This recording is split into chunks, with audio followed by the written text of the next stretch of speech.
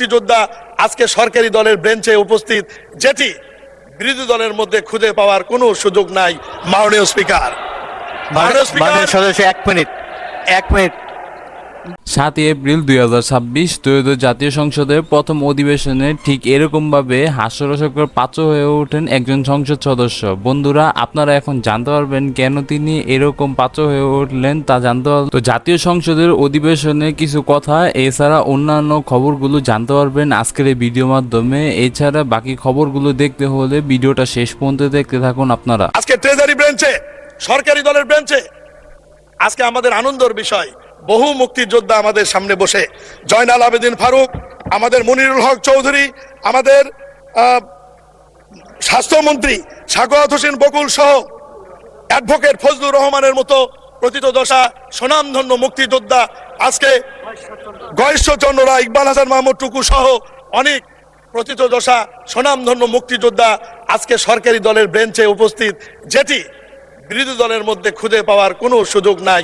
মাননীয় স্পিকার, সদস্য এক মিনিট বিরোধী দলের বেঞ্চেও মুক্তিযোদ্ধা রয়েছেন। আমি নিজেই রণাঙ্গনে দেখেছি গাজী নজরুল ইসলাম সাতক্ষীরা, তিনি একজন মুক্তিযোদ্ধা।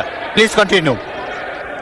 আপনারা হয়তো ইতিমধ্যে বুঝিয়ে ফেলেছেন কেন চারপাশ থেকে হাসির আওয়াজ বারবার ভেসে আসছে, কারণ তিনি যে কথাগুলো বলতেছেন, মানে তিনি না জেনে কথাগুলো বলতেছেন যে বিরোধী দলের মধ্যে এরকম কোনো মুক্তিযোদ্ধা আছে কিনা, তিনি না জেনে কথাগুলো বলছেন। তো বন্ধুরা, সেটা ধরিয়ে দিল আমাদের জাতীয় সংসদ সদস্য স্পিকার। তো বন্ধুরা, আপনারা তো এখন শুনতেই পারলেন এবং দেখতেই পারলেন। তো এরকম ভুল স্বাভাবিকই হতে পারে, যখন একজনের সম্পর্কে আরেকজন না জেনে কথা বলে তখন এরকমই ঘটনা ঘটে। এছাড়া এই সংসদ সদস্য আরো অনেক কথা বললেন, তা জানতে হলে ভিডিওটা দেখতে থাকুন। এখন জানতে পারবেন তিনি কি কি কথা বলছেন এবং কোথা থেকে কথা শুরু হয়েছিল।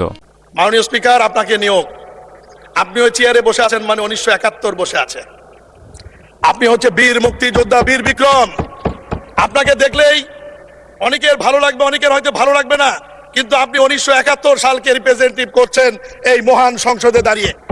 এই ক্রেডিট বিএনপির এই কারণেই, মহান স্বাধীনতার ঘোষক শহীদ রাষ্ট্রপতি জিয়াউর রহমান মহান স্বাধীনতার ঘোষণাই করেননি, উনি যুদ্ধ করেছেন এবং যুদ্ধ করে এই দেশটাকে স্বাধীন করার ব্যাপারে ভূমিকা নিয়েছেন। তো এই হইল কথাগুলো, তিনি কোন কথা থেকে তিনি মুক্তিযোদ্ধা বিষয়ক কথাগুলো তুলেছিলেন, তো সেগুলো তো আপনারা জানতে পারলেন। তো পরবর্তী নিউজগুলো জানতে হলে পরবর্তী ভিডিওতে চোখ রাখুন।